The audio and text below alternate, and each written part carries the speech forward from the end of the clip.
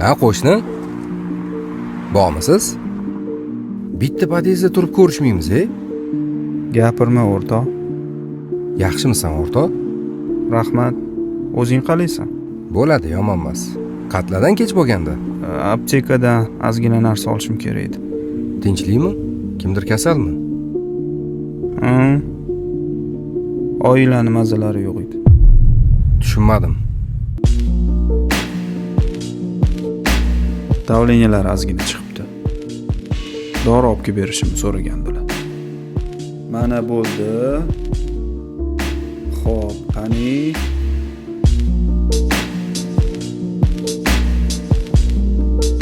Biza o'zimizcha ulg'ayib, o'zimizni shunaqa tutar ekanmizki, bizadan ko'ra begonadan iltimos qilish qulay bo'lib qolar ekan ularga.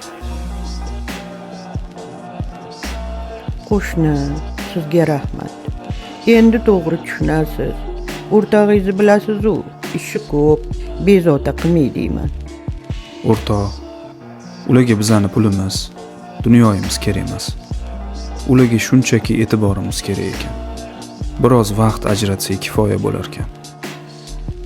Yaqinda bitta gap eshitdim. Agar ota-ona farzandiga ish buyurishdan xijolat bo'layotgan bo'lsa, ya'ni farzandini kayfiyatiga qarab ish tutayotgan bo'lsa, bu oq bo'layotganligini boshlanishi ekan. O'zim ham eshitib qo'rqib ketdim. O'rtoq, katta xato qildim. Nimani noto'g'ri qilyapman? Yaxshi farzand bo'lishga harakat qilyapman, lekin O'rtoq, dorini ol, oilaga olib kir. Vaziyatni to'g'rila. Chunki senda hali imkon bor. Xudo xolisa yaxshi bo'ladi.